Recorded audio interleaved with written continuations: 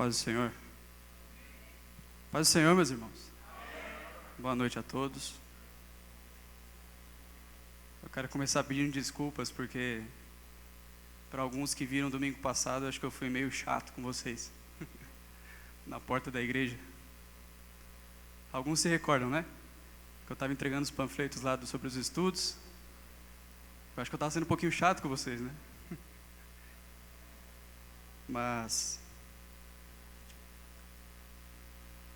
os que sobem aqui, em nome de Jesus, por misericórdia, por graça, existe um propósito maior, que é o amor pela igreja, o amor por sua vida, pelo desejo de entregar a graça ao seu coração. Então eu retiro minhas desculpas. É bem verdade que se a gente tivesse talvez divulgado culto da casa própria ou culto da bênção, não sei, uns nomes mais chamativos, a igreja estaria em peso aqui. Sim ou não? Estaria? Porque não a coinonia em si, mas parte da igreja brasileira que, por misericórdia, eu fui em algumas, e por aqui, cultuando, enfim. O desejo pelas mãos de Deus é muito maior do que o desejo pela sua mente. E isso revela, não sei se intencionalmente ou não, a minha dedicação em buscar o que Ele pode me dar tem sido muito maior em descobrir quem Ele é para mim. Entende?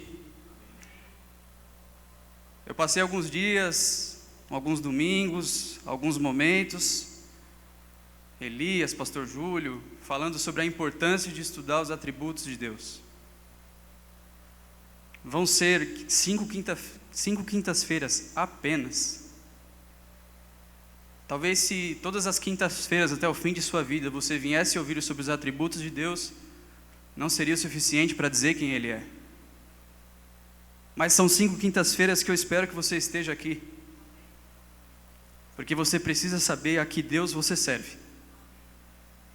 Você precisa saber a que Deus que te salvou, por que Ele te salvou, o que Ele sente, o que Ele não sente, do que Ele se agrada e o que Ele não se agrada. Amém, meus irmãos? Então vamos lá. O atributo que eu vou abordar com vocês hoje é a justiça de Deus. Deus sendo justo em sua essência, sua natureza, em suas ações, e em tudo que Ele faz. Nós vamos orar. Pai, em nome de Jesus nós estamos aqui. A Tua igreja está aqui, Senhor. Tenho certeza que o Senhor não achou nada de bom aqui nesse lugar. Tenho certeza que o Senhor se entristeceu conosco hoje. Tenho certeza, Senhor, que pecamos contra Você. Por favor, Senhor, nos perdoa. Encha, Senhor, os nossos corações de Sua graça e nos perdoa. Desde o pecado que cometemos inconscientemente, nos perdoa. E todavia, Senhor, esse é o Teu momento. Enche esse lugar da Sua palavra. Enche esse lugar da Sua verdade, da Sua autoridade, da Sua grandeza. E ainda que somos miseráveis, nos faz sair daqui te amando um pouco mais. Nos faz sair daqui, Senhor, guerreando conosco mesmo.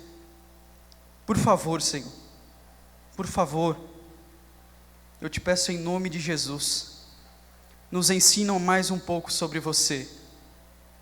Nos mostra quem Tu és, Senhor.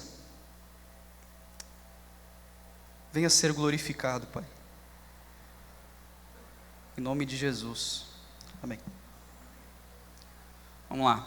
Sobre a importância do assunto, eu já comecei falando, né? Mas falar sobre os atributos de Deus, de forma bem resumida, é saber a que Deus você serve.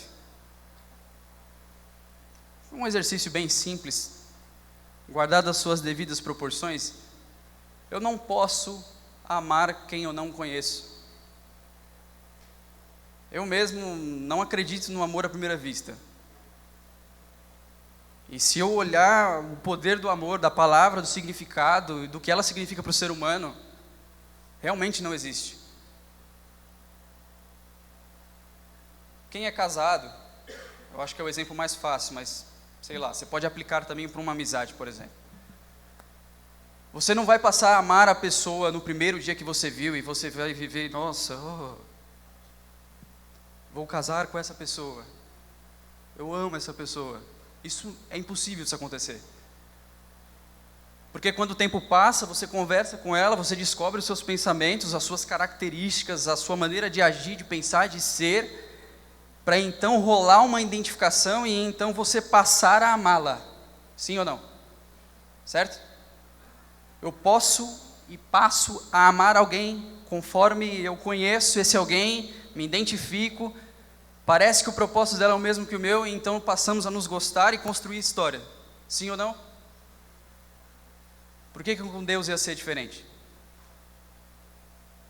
A única diferença é que quando eu amo uma pessoa daqui, eu conheço ela e ela me conhece com o tempo. A diferença é que Deus já te conhece muito bem, mais do que você a si mesmo. Porém nós, meros mortais, não sabemos quem Deus é. Sabemos coisas sobre Ele, sabemos alguns fatos históricos do que Ele fez, da sua grandeza, dos seus grandes milagres, dos grandes feitos. Mas saber um pouquinho sobre o que Ele pensa, o seu sentimento, o que Ele se agrada, do que Ele não se agrada, é um pouco mais complicado. Porém, o que Ele nos permitiu saber sobre Ele está aqui. Algumas coisas Deus nos permitiu saber e está aqui. E o propósito desses estudos é descobrir quem Deus é, e uma boa consequência disso, não a primária, não a primordial, mas uma boa consequência de saber quem Deus é descobrir quem é você. A gente vai ver isso hoje através da justiça de Deus. O que a justiça de Deus é, a importância dela, a sua natureza e o que ela mostra para mim, o que eu sou. Amém, meus irmãos? Eu posso contar com a sua atenção? Amém. Vamos lá, Bruno. Pode passar. A natureza, primeiro ponto aí, a natureza. Salmo 89:14 diz assim: justiça e juízo são a base do seu trono. Justiça e juízo são a base de seu trono. Misericórdia e verdade, graça e verdade te precedem. Tá? Então vamos lá. Primeiro ponto. Justiça e juízo são a base de seu trono. Nesse contexto neotestamentário, o trono representa a sua soberania, o seu governo, a sua autoridade, o seu comando soberano. Desde do pó da terra até a estrela mais longe que o homem já enxergou no cosmos. O seu trono representa a sua soberania. Nada foge de sua mão, nada foge de seu alcance, inclusive soberania é um grande atributo da parte dele. E este salmo especificamente, tem muitos outros, mas a gente precisa selecionar alguns para que a gente encaixe dentro do tempo. Está dizendo que a justiça e os juízos são a base do seu trono. Justiça e juízo. Ou seja, o que ele está nos mostrando? Que como ação de governo de Deus, como comando de Deus, o governo de Deus, o governo que Deus exerce, os seus mandamentos, as suas ordens, suas permissões, as suas ações, as suas declarações, tudo que sai dele, tudo que sai da sua boca de governo, tem como base justiça. Justiça é o alicerce de seu trono, ok? E aí está um primeiro ponto. A soberania de Deus e todo o seu governo tem como base a sua justiça. Vamos lá, Bruno. A justiça, ela é natural e ela está intrínseca em Deus. O que quer dizer isso? A justiça de Deus está nele, e diferente da justiça do homem, a que conhecemos nos tribunais aqui, ela não é uma justiça que se baseia simplesmente por um livro e acabou. Não. A justiça de Deus é algo que está nele, ele não se baseia nela para decidir, simplesmente sai dele, opa, peraí, deixa eu consultar o que é a minha justiça, e então vou tomar atitude. Não, quando Deus consulta a justiça dele, ele está olhando para si mesmo, e então ele toma uma atitude justa. Essa é a natureza da justiça de Deus, ou seja, para Deus deixar de ser justo, ele teria que deixar de ser Deus. É mais ou menos assim, entende? É impossível, é possível você tirar o seu braço e colocar amanhã, simples assim, pô, eu vou tirar um membro meu, e amanhã eu vou acordar, eu vou deixar lá de molho, lavando, e amanhã eu vou pôr de volta, é possível?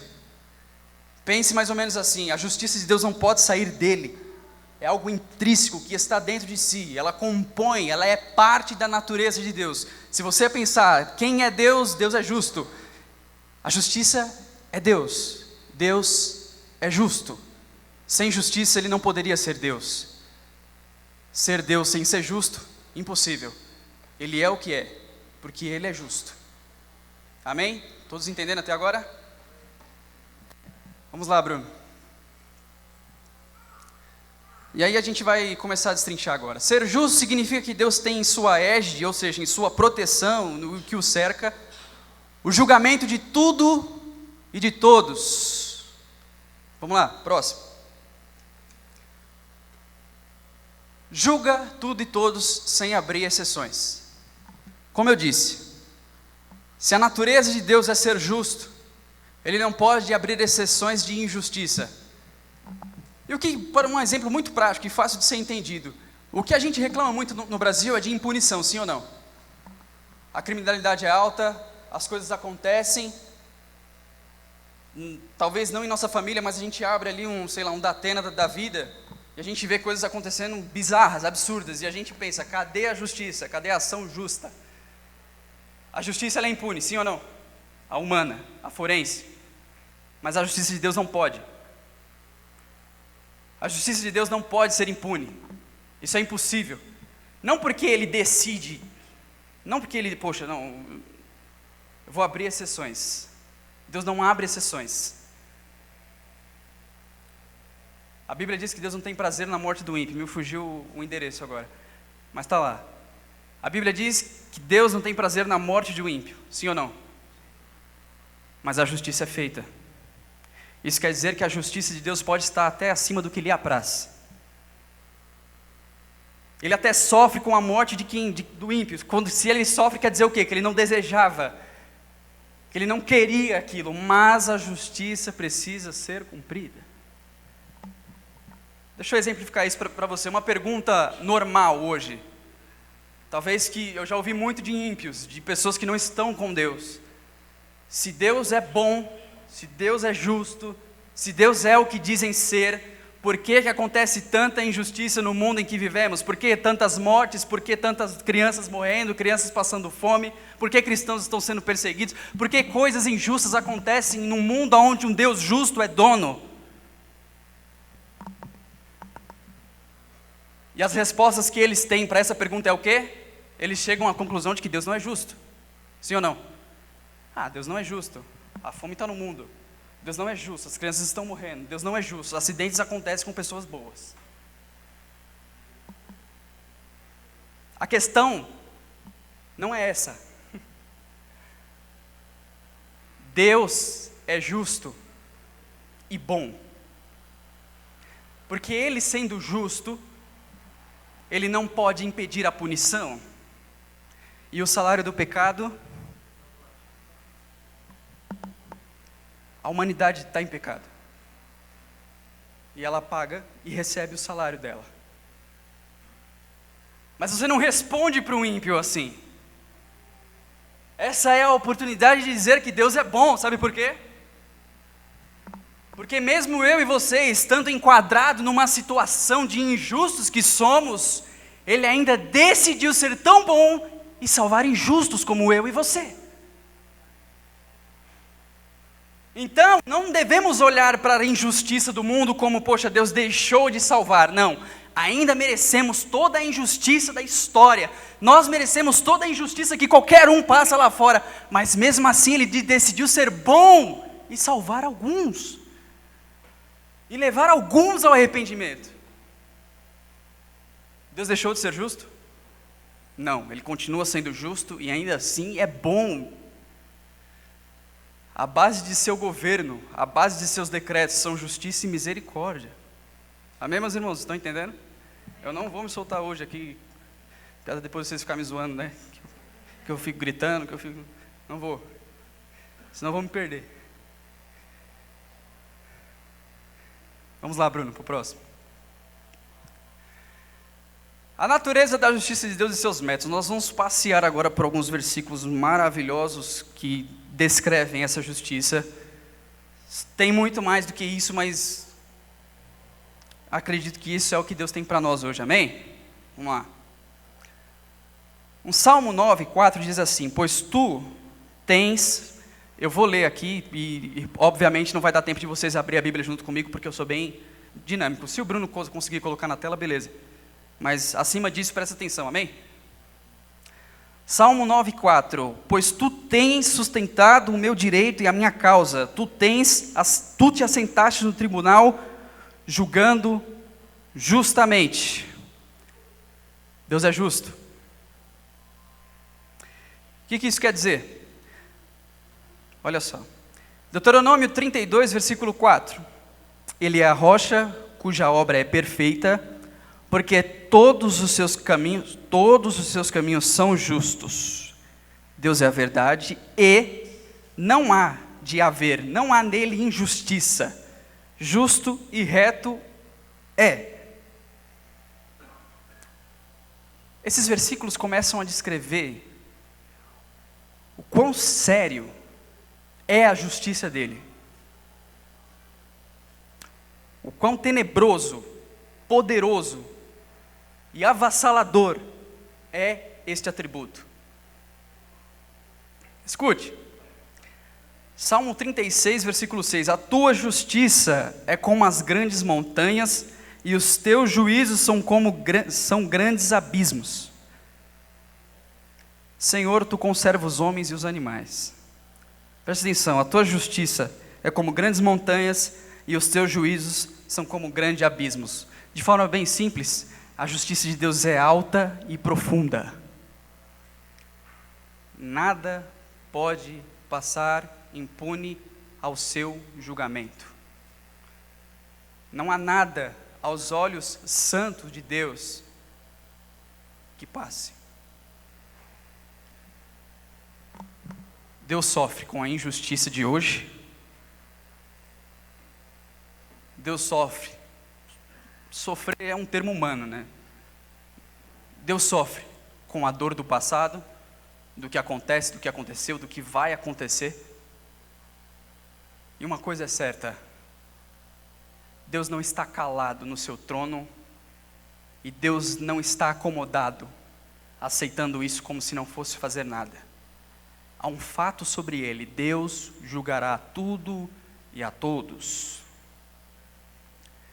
Nenhuma das minhas ações, das suas ações, das ações da humanidade geral, passará impune sem ser julgada por Deus. Amém?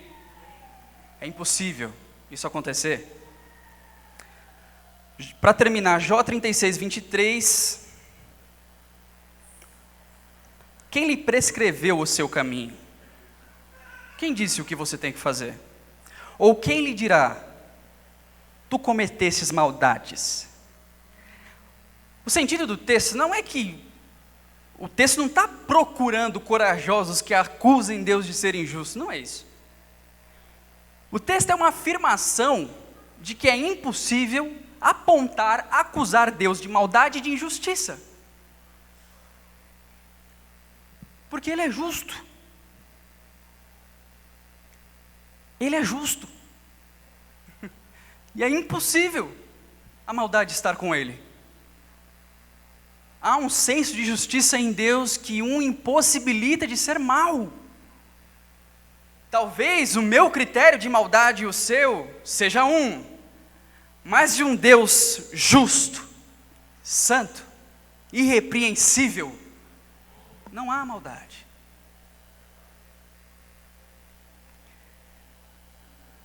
Vamos para o próximo, Bruno.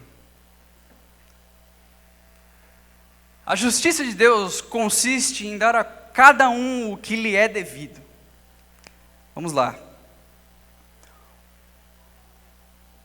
Essa justiça demanda que ele deve punir toda a injustiça, ou seja, eu adiantei um pouquinho, eu disse o quê?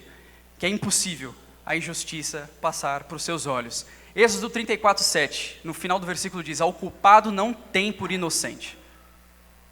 Próximo slide, Bruno. É importante uma observação, vocês, nem o condenado, no dia de sua condenação, vai se considerar condenado injustamente. Até o condenado confessará que a sua condenação é justa. Ninguém vai conseguir, aí vem da minha cabeça, né? Quando se deparar diante da santidade, da glória de Deus, ninguém vai conseguir olhar ou sentir, eu não sei o que vai acontecer, mas ninguém, ao lhe deparar com a santidade de Deus, vai encontrar motivos para defender sua acusação.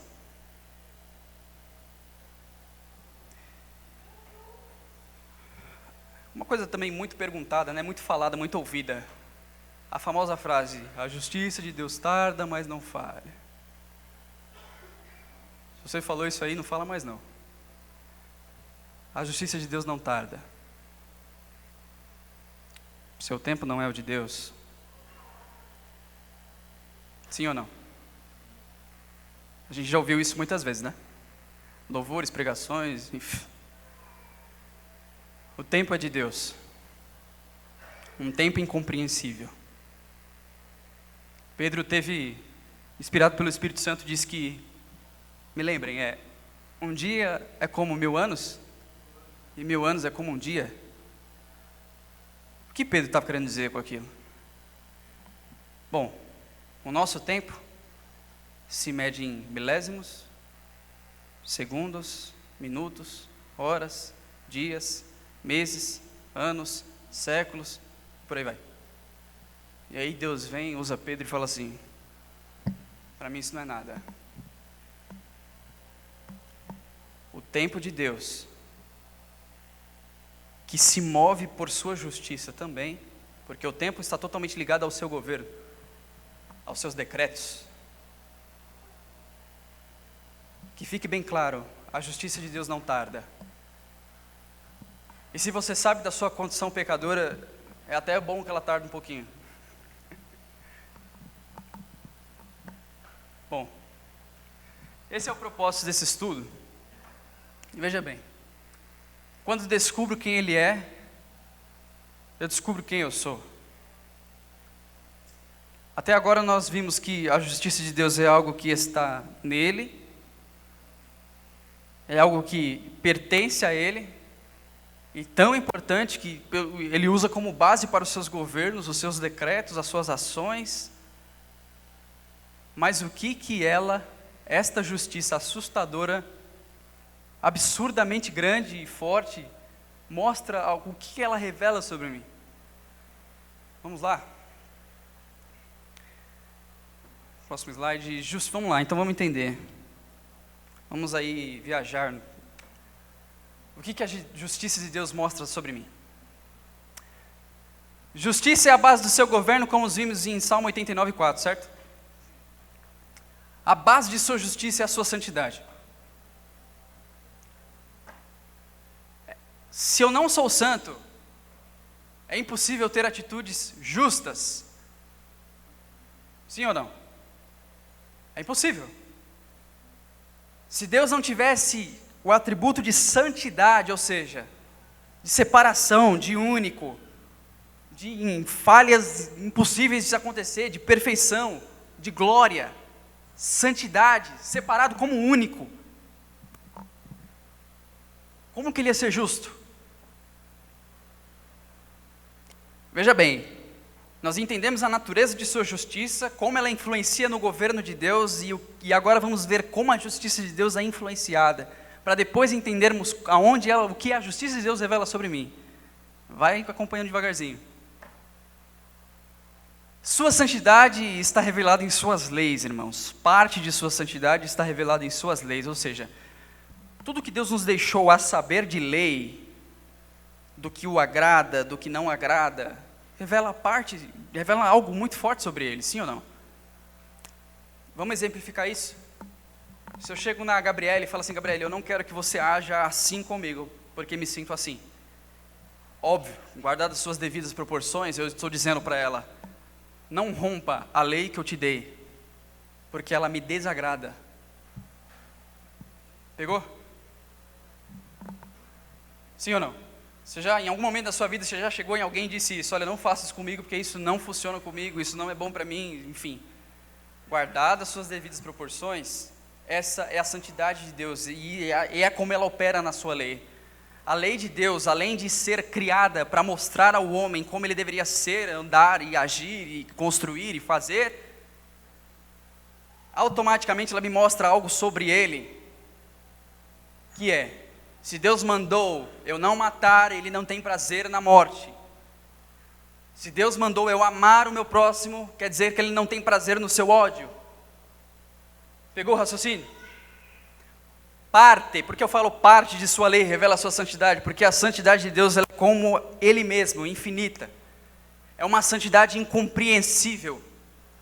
A gente fala a palavra santidade, nos remete ao quê? Aquilo que não peca, aquele que não erra. Não, é muito mais além disso. Santidade tem como base de seu significado separado. Deus está em um patamar onde anjos não estão. A sua santidade o coloca acima de tudo e todos. Ninguém é como Deus em sua santidade. Os anjos são santos, sim ou não? São. Mas são santos como Deus? Não. Deus é santo.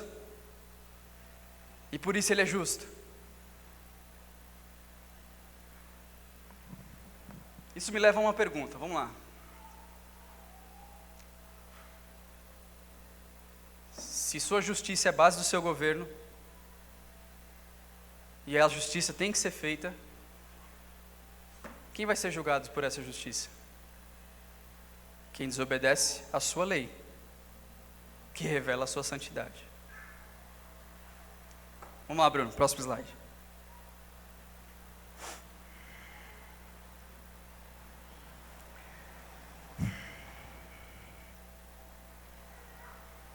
Aí está um texto absurdamente complexo, Romanos 7. Eu ficaria muito feliz se você fosse para casa hoje a fim de ler ele. Por favor, faça isso, leia. Leia umas 15 vezes, 20, até você começar a entender a profundidade desse texto. Eu vou ler com você, mas não vou aqui explorar o tamanho, o seu significado. Quero focar com você em uma coisa. Vamos lá. Vou abrir aqui em Romanos 7.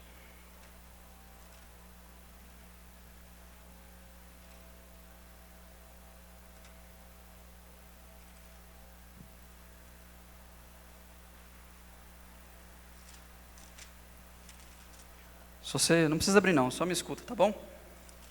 Amém, meus irmãos? Estão aí? Eu vou ler a partir do versículo 14 para ser mais resumido, veja bem. Porque bem sabemos, aí as palavras de Paulo a uma pregação, veja bem, agora imagine, vamos lá. Porque bem sabemos que a lei é espiritual, mas eu sou carnal, vendido sobre o pecado. Porque o que faço, eu mesmo não aprovo. Pois o bem que quero, isso eu não faço, mas o que aborreço, o mal, isso eu faço. E se faço o que não quero, consisto com a lei que é boa. De maneira que agora já não sou eu que faço isso, mas o pecado que habita em mim. Porque eu sei que em mim, isto é, na minha carne, não habita bem nenhum. Pois o querer, o bem está em mim, eu quero. Não, porém, o efetuá-lo. Porque não faço o bem que prefiro, mas o mal que não quero, esse eu faço. Mas se eu faço o que não quero, já não sou eu quem faz, mas sim o pecado que habita em mim. Então, ao querer fazer o bem, encontro a lei de que o mal reside em mim. Porque no tocante ao homem interior, ou seja, lá no fundo, eu tenho prazer na lei de Deus. Mas vejo nos meus membros outra lei, que guerreando contra a lei da minha mente, ou seja, do meu homem interior, me faz prisioneiro da lei do pecado, que está nos meus membros. Desventurado homem que sou, quem me livrará do corpo desta morte? Extremamente resumido, leia esse texto em casa. Paulo está dizendo, olha, a lei de Deus é boa, a lei de Deus é perfeita, a lei de Deus é santa, e por causa dela, eu descobri o que eu sou, escravo do pecado. Tá, por quê?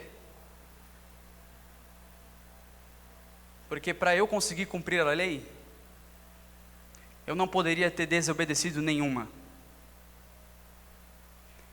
De todas as leis que estão sobre a minha vida todos os dias, e quando o Senhor fala lei, irmãos, é de amar ao próximo e por aí vai.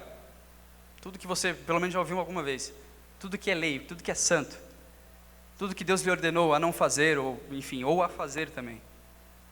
Paulo está dizendo, olha, essa lei é lei, ou seja, se fosse aqui na terra, nós temos uma constituição, sim ou não? Nós temos leis aqui no Brasil. Não vamos questionar se é boa ou não. Mas se eu desobedecer a lei, se eu ir lá agora e agredir alguém, por exemplo, eu estou desobedecendo a lei, sim ou não? O que eu mereço? Punição. Certo? É isso que Paulo, de forma bem resumida, estava dizendo a eles. A diferença é que a gente julga a lei do Brasil, né? A lei de Deus era boa, perfeita, porque se baseava não numa constituição, mas sim na sua santidade. Sim na sua pureza, na sua grandeza, soberania. Por isso, Paulo afirma que, se em algum momento da sua vida, você desobedeceu ou infringiu a lei, você transgrediu a lei, você está lascado. Você é digno de punição. E lá no primeiro pecado, o que aconteceu? Não foi a desobediência de uma lei? Deus ordenou, não coma do fruto. Comeu do fruto, e por um pecado, a sentença veio a toda a humanidade. Vocês estão entendendo? De forma bem simples, eu não posso obedecer à lei de Deus.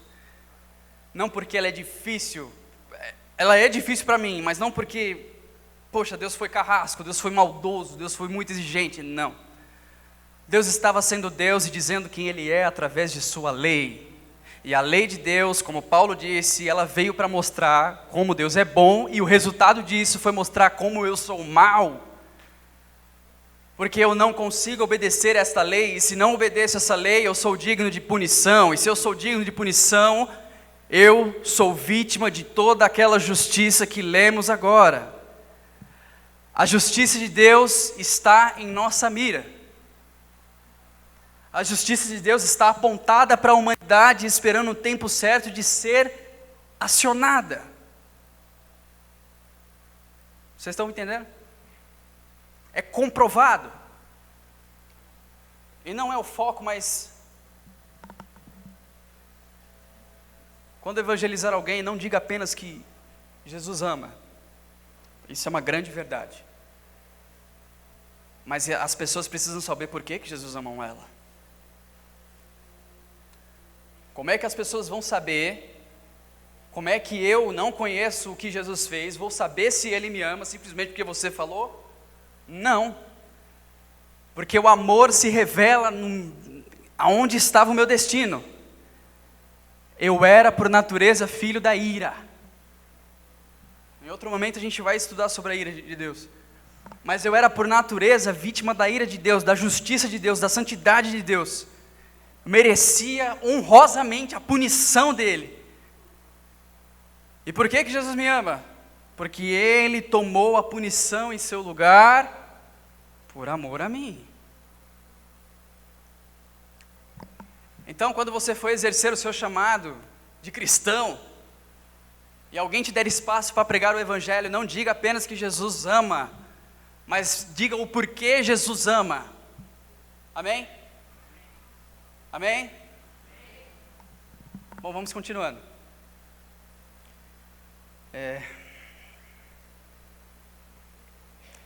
Romanos 3, ainda não, Bruno, mas se quiser deixar aí, pode deixar. Romanos 3, versículo 23, diz o quê? Alguém lembra desse texto?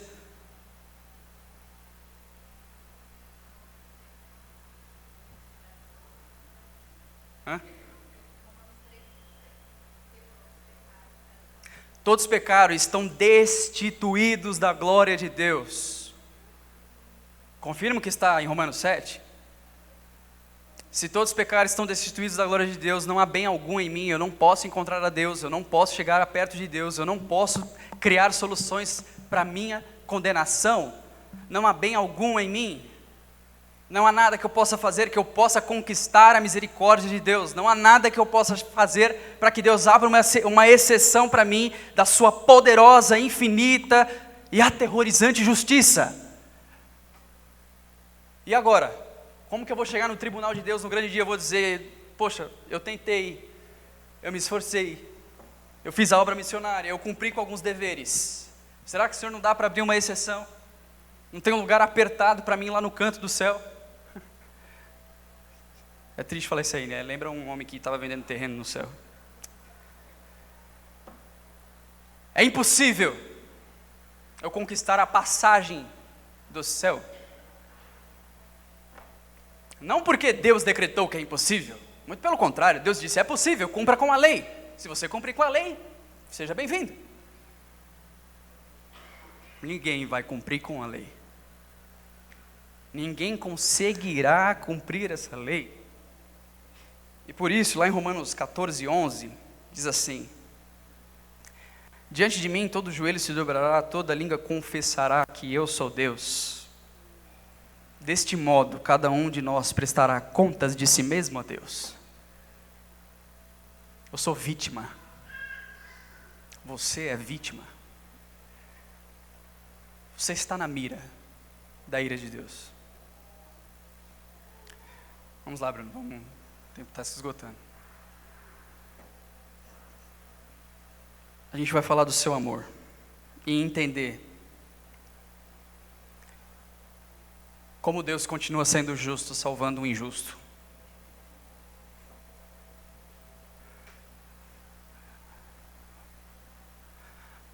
A justiça de Deus foi feita em Cristo. Fazendo-se culpado, Ele se fez injusto por nós. Tenho como texto base Gálatas capítulo 3, versículo 13. Paulo pregando aos Gálatas, escrevendo sua carta, ele revela um cumprimento do Antigo Testamento, e ele diz, olha,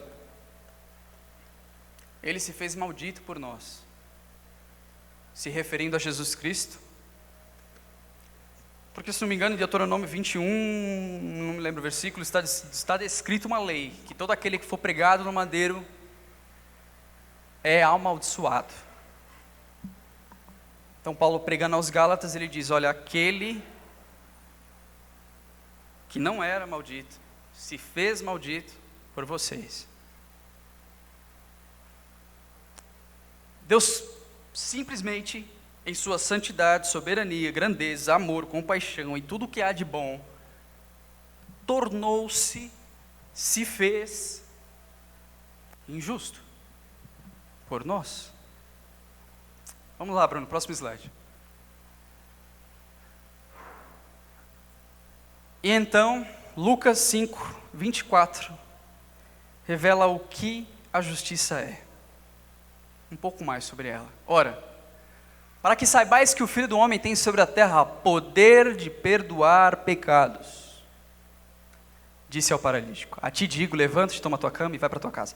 Poder de perdoar pecados, ou seja, a nossa justiça forense, humana, como que ela quita a dívida de um condenado? Fazendo com que ele cumpra a sua punição, certo? A justiça de Deus é poder de Deus. O Evangelho é poder de Deus. E o poder que perdoa pecados. Romanos 1, 16 e 17, eu vou ler. Melhor um pouquinho, né, Bruno? A gente lê junto. Romanos 1, 16 e 17. Pois não me envergonho do Evangelho, porque é poder de Deus para a salvação de todo aquele que crê, primeiro do judeu e também do grego. Versículo 17.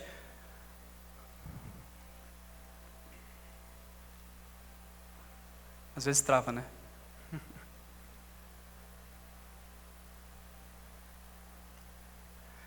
Visto que a justiça de Deus se revela no Evangelho, de fé em fé, como está escrito, o justo viverá pela fé.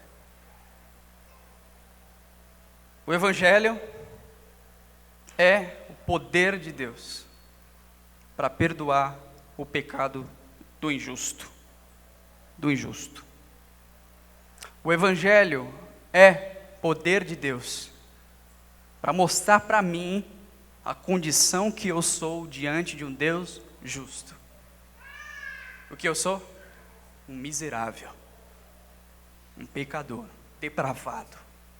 Não sou bom, não tenho qualidades suficientes para me salvar-se. É o que somos. E ao descobrir o que somos, descobrimos quem Deus é. Poder de Deus. Eu quero fazer um apelo para você. Não, vamos caminhar para o final, eu já falo. Senão... A justiça de Deus é executada quando você reconhece a sua condição pecadora. Vamos lá, o que eu quero dizer com isso?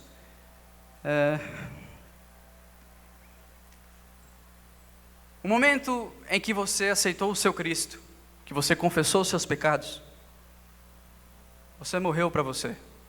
Sim ou não? Pelo menos é o que você deveria ter feito. É o que eu deveria ter feito. Não viver mais para mim. Não tomar decisões com o meu gosto, com os meus critérios. Paulo pregando aos Gálatas, leia também, que Gálatas é maravilhoso. Já estou crucificado com Cristo. E vivo não mais eu, mas Cristo vive em mim. E agora a vida que vivo pela carne, vivo pela fé no Filho de Deus, ao qual se entregou e morreu a si mesmo por mim. Em Hebreus 13 diz assim: saiamos, pois, a ele fora do arraial, levando o seu vitupério. O que é vitupério? Vergonha. Romanos 6, 3 e 4 diz assim: ou não sabeis que todos quantos fomos batizados em Jesus Cristo, fomos batizados na sua morte, de sorte que fomos sepultados com ele pelo batismo da sua morte. Lucas 9, 23, termina Jesus aconselhando, um momento ali, poxa, levem sua cruz. O que isso tudo quer dizer? A justiça de Deus, ela é feita quando eu morro com Ele. Amém? Isaías 64, versículo 6, eu acho, mas é 64, diz que as nossas obras são como trapos de imundícia.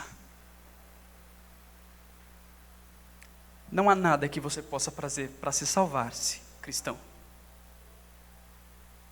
Eu espero que a justiça de Deus seja forte no seu coração, lembrando você todos os dias da onde Ele tirou você E quando eu digo de onde Ele tirou você, eu não estou me referindo do seu passado aqui na terra, não interessa isso.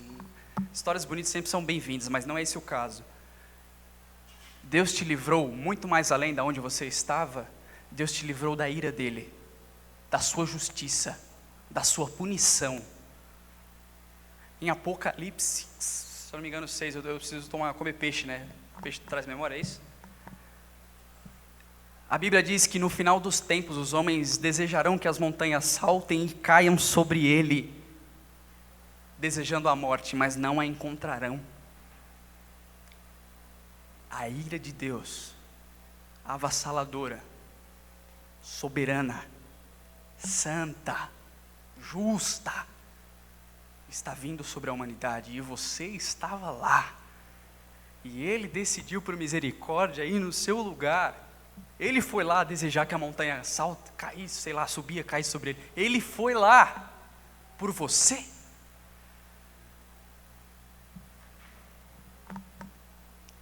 Eu quero terminar, Bruno, pode pular no último slide, não vai dar tempo, tem umas coisas aqui, mas Deus é bom. Eu escrevi o último, acho que é depois desse ainda, né? Apelo. O apelo que eu quero fazer para você não é pedir para você vir aqui levantar suas mãos e confessar Jesus.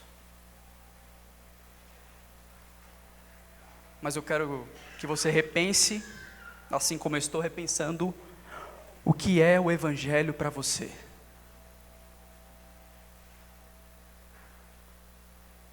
O que é o Evangelho para você? O que você tem desejado da parte de Deus? O que você acha que tem recebido da parte de Deus? Eu quero dizer para você que o Evangelho de Deus é poder para te salvar. E o que vier depois disso, glória a Deus. E o que não vier, glória a Deus. O meu apelo para você é que você corra na contramão de ser um cristão que deseja apenas as mãos de Deus, as soluções que Ele pode te dar, o emprego que Ele pode trazer, a casa boa que Ele pode te colocar lá, ou o bom carro para se locomover. Eu quero que a partir de hoje, em nome de Jesus, nós precisamos desejar que tudo que é daqui seja para nós esterco, como foi para Paulo. Paulo disse: tudo que tenho aqui é esterco para mim. Paulo não disse isso porque ele era pobre e não tinha o que comer, não. É porque Paulo experimentou o reino de Deus. Paulo já experimentou o que era estar com o rei, ainda que o seu reino não está completamente estabelecido. Paulo não pregava para juntar moedas e comprar carros, casas, não, Paulo não andava com Deus em busca de conquistas, porque Paulo tinha entendido que não nasceu para conquistar, mas para usufruir o que Deus já conquistou para ele. O que Deus conquistou para você, meu filho, não é para você fazer 40 dias de jejum para você alcançar o que Deus já te deu.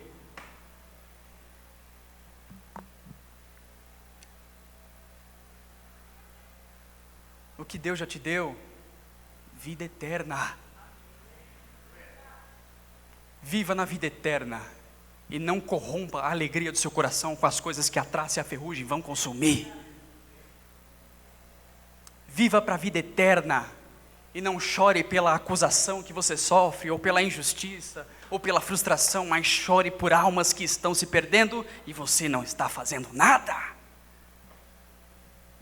Viva para a vida eterna e baseie o seu coração no que é eterno, e o que vier aqui, amém. O grandioso e famoso versículo de Mateus 6, buscai o reino de Deus e as suas coisas, e a sua justiça, e o resto vai ser acrescentado. Quantas vezes você já ouviu isso e a gente se apega ao quê? Não, peraí, eu preciso buscar para Ele me dar. Não busque o reino de Deus esperando algo em troca, porque quando você experimentar o reino de Deus, você não vai querer mais nada. Isso eu não estou contando histórias, palavras bonitas, não. Eu espero que hoje eu não sei qual é a sua rotina, graças a Deus, então não é pessoal. Mas eu espero que você vá para sua casa hoje e desafie o homem pecador que você é e se deleite do Deus que você serve. Por favor, chegue na sua casa hoje, sei lá, não sei que estratégia você tem para falar com Deus, fale do jeito que você quiser. Mas fale para Ele: obrigado por me livrar de sua justiça e me ensina a viver a vida eterna. Eu não sei quantas vezes você vai me ver aqui pregando, mas todas as vezes essa é a pregação do Evangelho. Eu não posso terminar essa pregação dizendo para você: faça 7 dias de campanhas que tudo vai dar certo na sua vida. Não! Tudo já deu certo porque Ele já te deu a vida eterna. Você precisa estar em paz com Deus. Ele te salvou. 9 horas. Vocês estão entendendo isso? Resumindo, Deus é justo. Sua justiça não falha, não tarda, não erra. Sua justiça é santa. Ele é santo. Seu governo é justo. E isso tudo me condenou, porque eu não posso ser o que Ele quer. E Ele me amou, porque decidiu ser injusto no meu lugar. Esse é o Evangelho. Amém, meus irmãos? Amadureça na sua vida com Deus. Nós vamos orar. Desculpe pelo horário, passei 3 minutos. Por favor, se põe de pé.